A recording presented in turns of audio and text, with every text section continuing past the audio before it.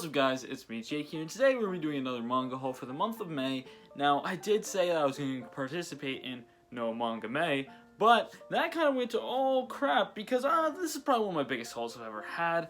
And I didn't think I even spent that much money this month, but of course, I probably spent a lot of money. I just didn't even know. So, I'm just going to be going straight into this, but I'm going to be trying to split this into parts. So we can go to like Kodansha first, the yen press part, and also I have Viz part. The Viz part's going to be definitely the longest because I don't have many vertical Kodansha or yen press titles or 7 Seas titles, but I'm going to have Viz last because I have the most there. So I'm going to try to split this into kind of sections so it makes it way more organized, and I feel like organized videos are just better. So yeah, that's what I'm going to be doing, or trying at least. If I don't do that well, I'm a terrible YouTuber and I know I am, so sorry about that. But let's get straight in the video and I hope you guys enjoy.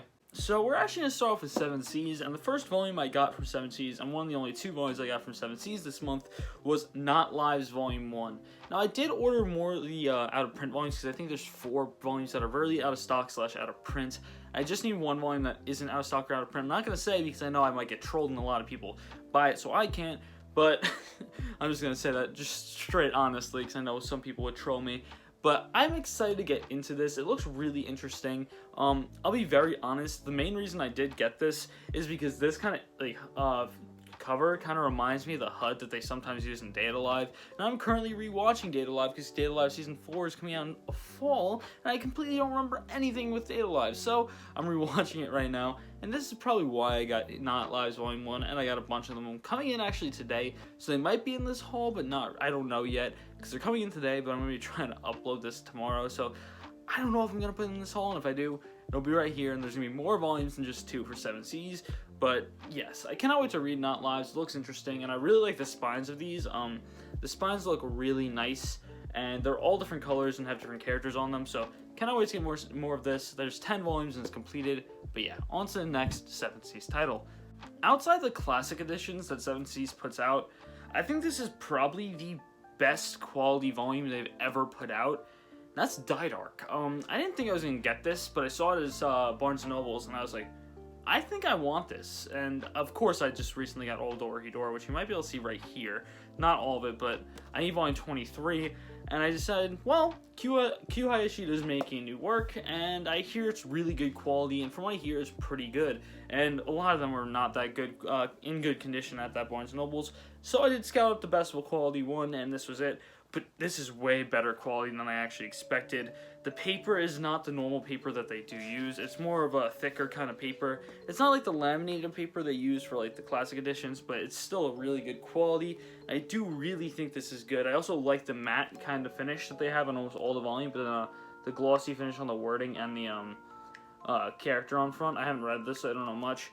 And the spine is really nice. Now I hope that, since I think these are going to be multicolored covers, I hope they make the spines multicolor as well. Kind of like Dorohedoro is, where they have different color spines for each one. I think it would really work for this. I cannot wait till we get more, but the only thing about Q Hayashida is she doesn't really release chapters too fast, and it took her 20 years to do Dorohedoro, so I'm not expecting this to go by quick. But you never know, it might actually be able to finish faster than anyone can expect. So that's what I'm hoping, but I'm not going to rush. I mean, let the mangakas take their time on this, as long as it's a quality story. I don't really care how much time they take. Like, look at Suyashida right now. Suyashida's on Chojin X, has his own schedule, because the ending of Tokyo Ghoul Re was because of mental health issues, so they let him take his own schedule, which I think is a really good idea. I think that there should be more manga like that, where they have their own schedule, so they don't feel rushed.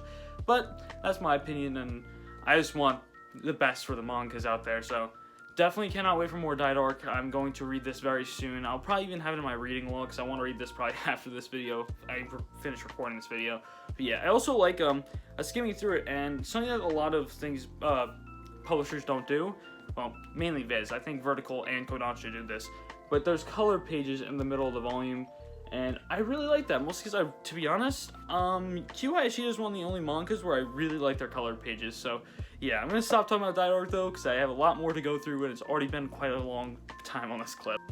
Next up is Vertical. I actually already made a video about the series, but it's the volumes 4, 5, 6, and 7 of Don't Toy With Me, Mrs.Nagatoro. I really enjoyed this series. I also made a video on it. Card will be right up here.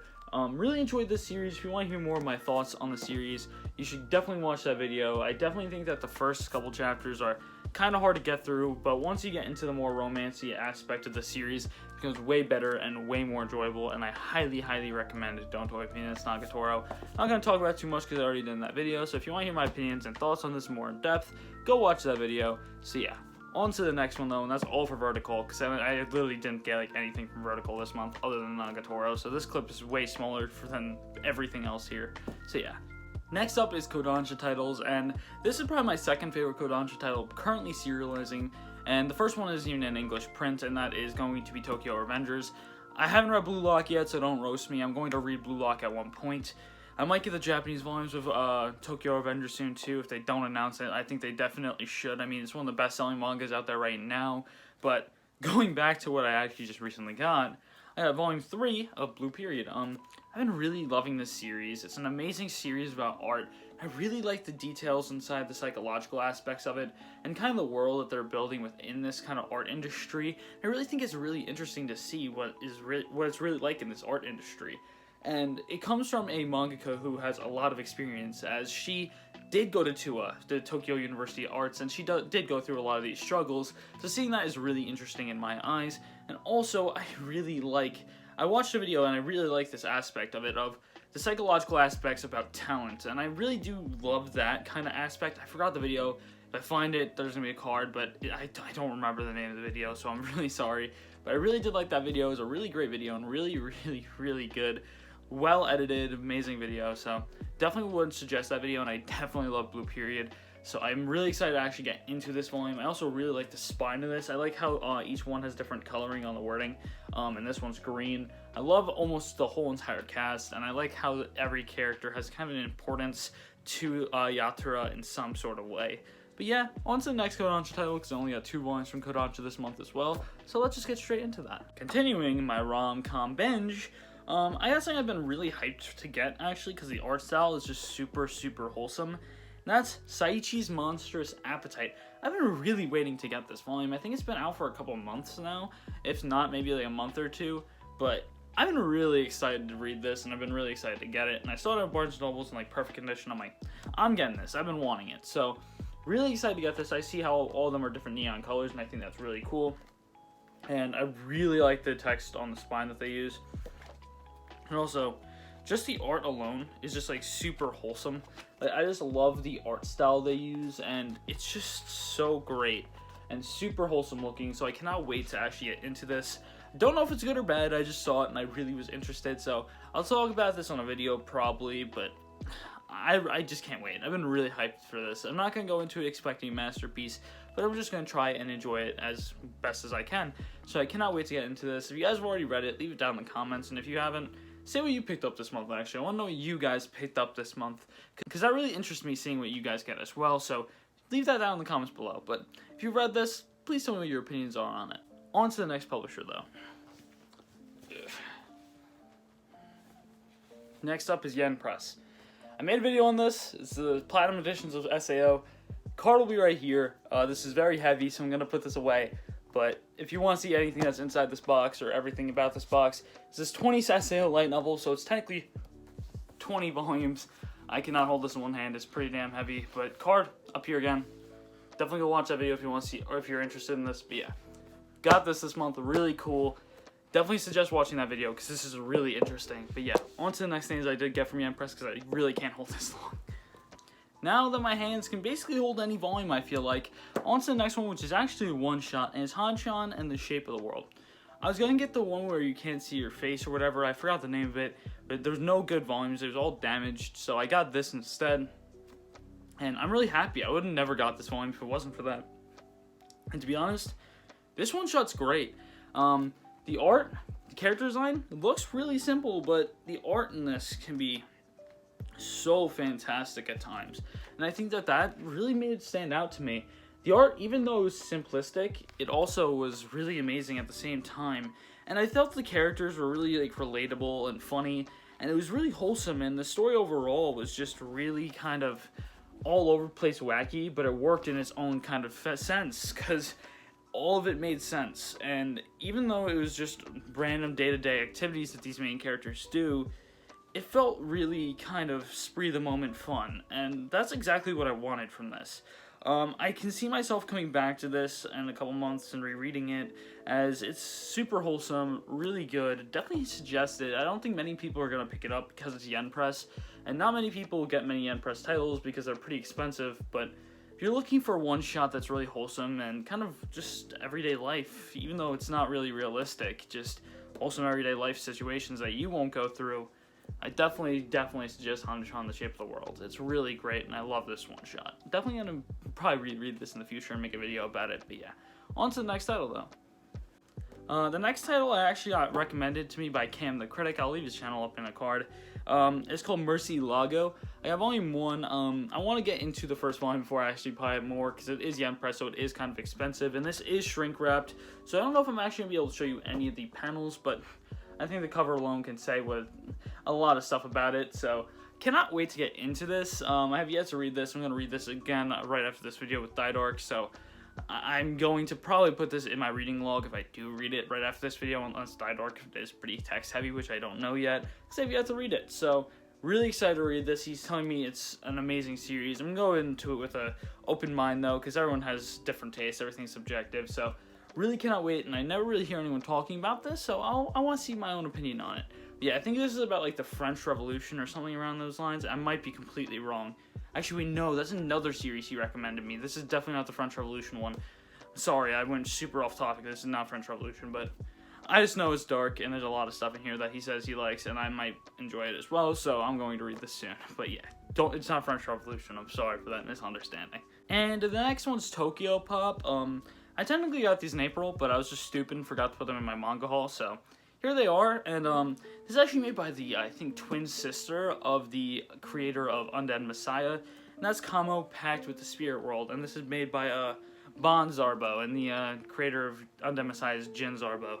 So I cannot wait to see what this manga got in her, and the art that is in here is amazing. Like, let me just try to find some panels. Looks really interesting. I'm just going to put this one down for a second. Looks really interesting. The title and the kind of overall aspect of the world kind of interests me. I read the back when I bought it, and I thought, wow, this is pretty interesting. I've yet to read it. This has been on my TBR, but cannot wait to read it. I'm probably going to read it soon. I think there's 3 or 4 volumes currently out, so I'm going to get the 3rd one soon and start binging this because it looks really interesting. But yeah, Tokyopop, this is all I got from Tokyopop now because Tokyopop really doesn't release anything I really want, but what can you do? But I'm really excited to get into this. Now, I'm starting the huge Viz section that's probably going to take up almost all of this video because I think other than Yen Press, this is the most I've had, because Yen Press I technically have 20 light novels plus another 2, so 22. I definitely still have more, what's it called? Viz titles, sorry, I was just blanking. More Viz titles, but, my god. First off, I'm going to start off with 2 volumes of Hide and Closer, volumes 3 and 4. I have 1 and 2, now I have 1 through 4. I need 5 through 7, and then I have the complete set, but I cannot wait to read this. I actually found that recently. I don't know if I said in my recent, my last manga haul, because I just got it at that point, but the creator of this is actually the storyteller of Zom 100, not the artist, but the storyteller, Haro Aso, Haro Aso, sorry. I know, my pronunciation, everything's bad, plus my brain's just not working today, but I cannot wait to get into this, as it's another Shonen Sunday title, and I'm trying to collect it all. There's a lot that is going to be very hard to get, like Cat-Eyed Boy from Kazuo Gomez, because that's like $175 for 2 volumes, and that's disgusting, but I'm trying to collect it all, so at one point I'm going to need them. But yeah, Hiding Closer 3 and 4, cannot wait to read this, as I have not high expectations, but I'm going to be going into it with an open mind again, because I don't go into manga with high expectations other than like Berserk and One Piece, and they lived up to the expectations, so it's fine, but I usually don't go into manga with high expectations, but cannot wait to read this, and we'll see about what I think about it in a future video, because I'll probably make a video on this, so yeah, we'll see about that in a future video. Next up is another rom-com that I already love. It has 5 volumes out right now, and that's going to be Fly Me to the Moon or Tonikawa. I made a video on this as well.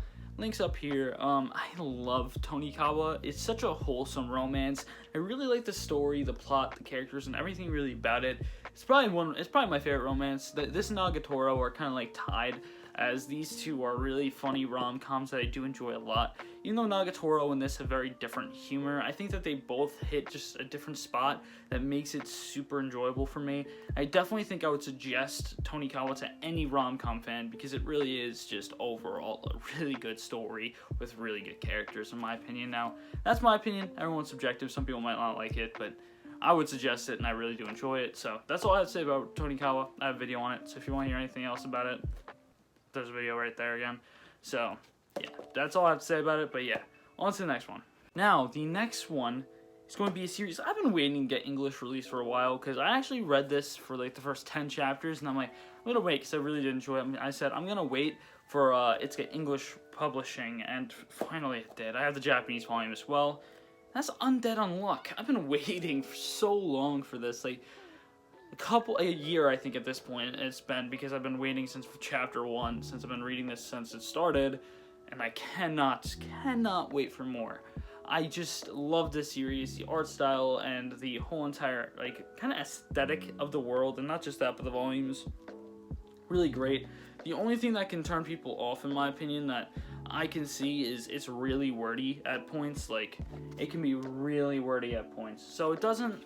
So I can see why people might not love that aspect of this, but I think the power system in the world alone is really interesting to me, so I definitely really love Undead Unluck, and I'm probably going to wait for Volume 2 and 3 to come out before I actually read this physically, because I've already read this volume physically, and I've already read a little bit of 2 physically, technically, so cannot wait for more, and I want more people to read this, because I really do enjoy it.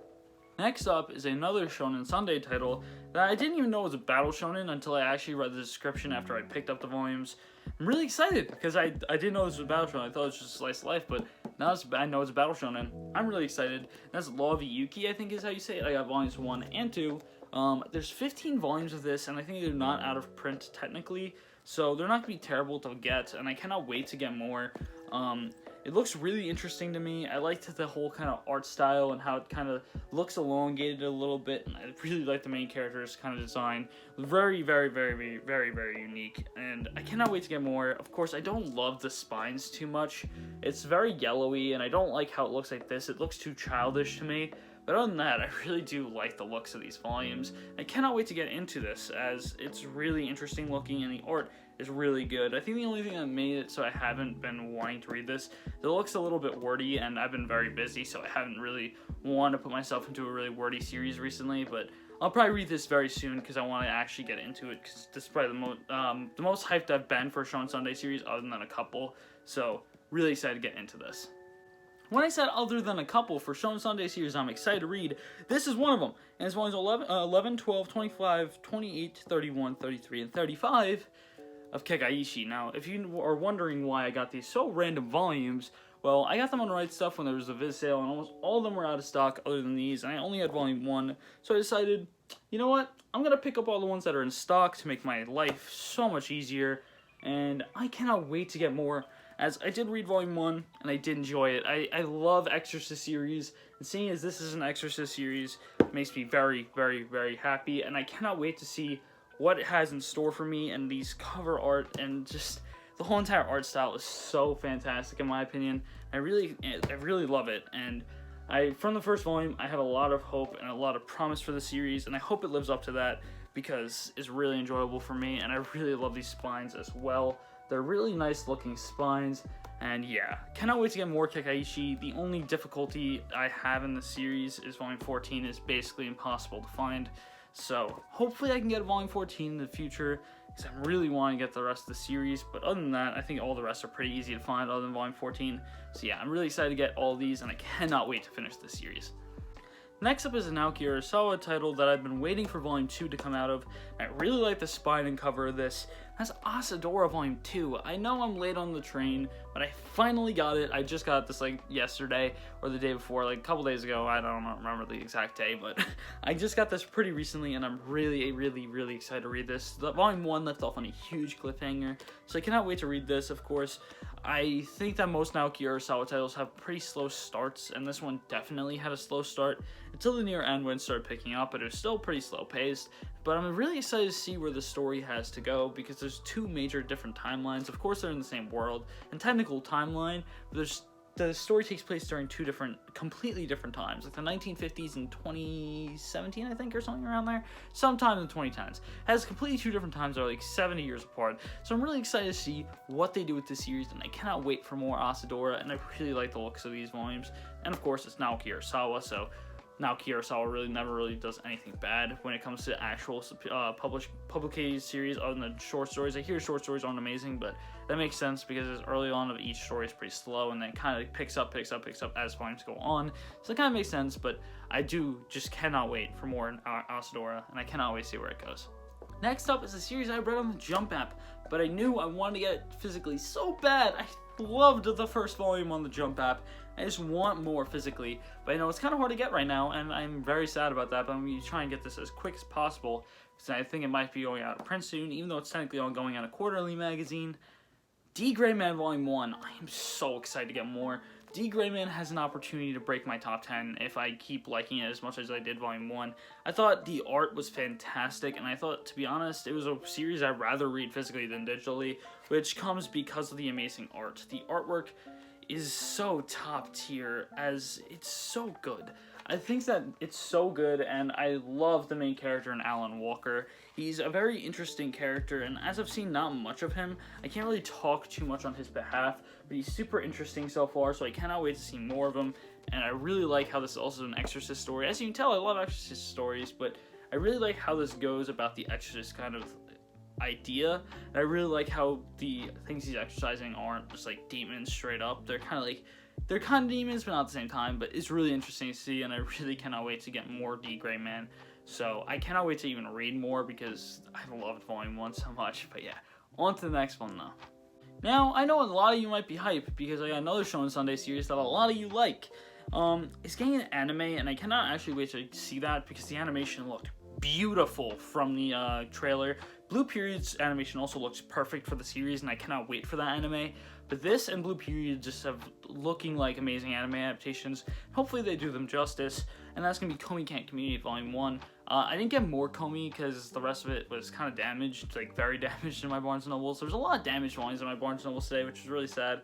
Well, not today, but the last time I went, which was a couple days ago, which was really sad, but thankfully, Volume 1 was not damaged, so I got Volume 1. I cannot wait to start this. I hear a lot of good things about it. I'm going to go into it with an open mind.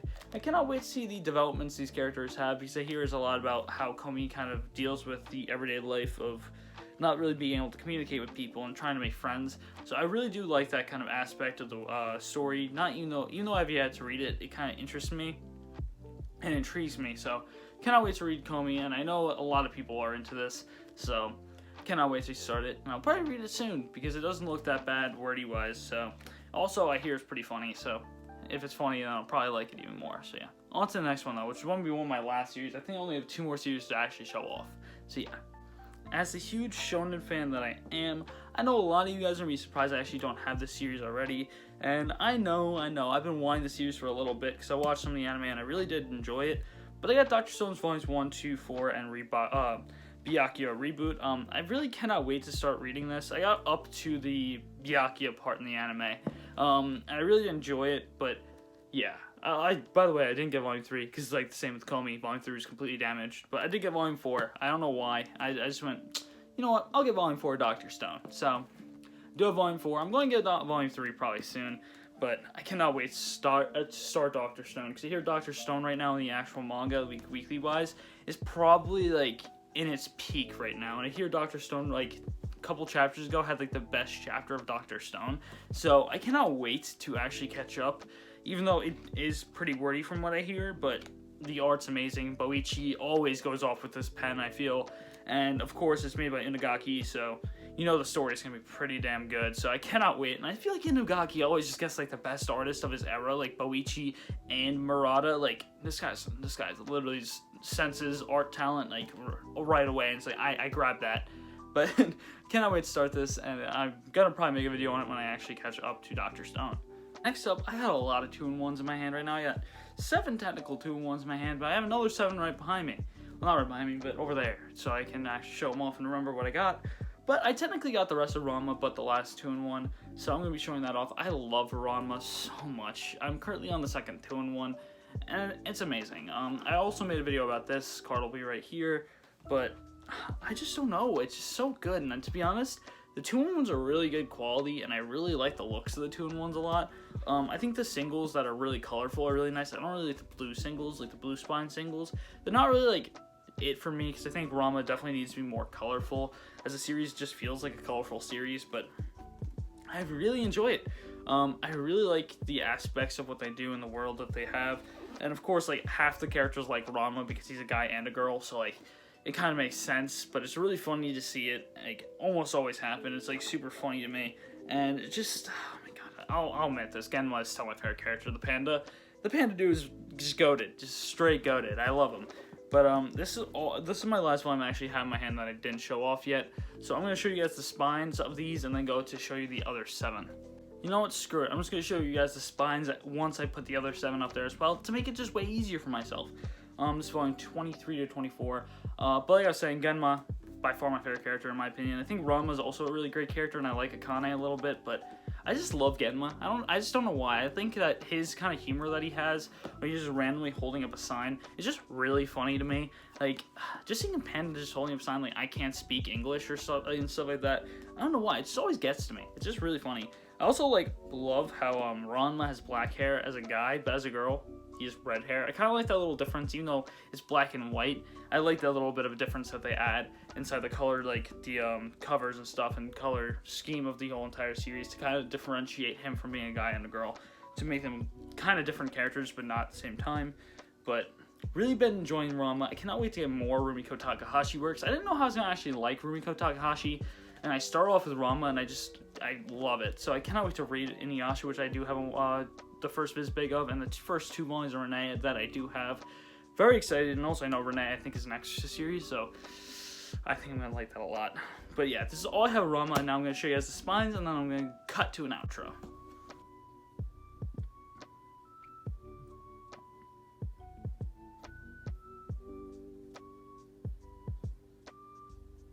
So that's all I got in May 2021. I want to know from you guys what you got, so please leave a comment down below of what you got in May 2021, because I'm really interested to see what you guys got. And yeah, that's all I have for today's video. I hope you guys do enjoy, and I hope I see you guys next time. Peace!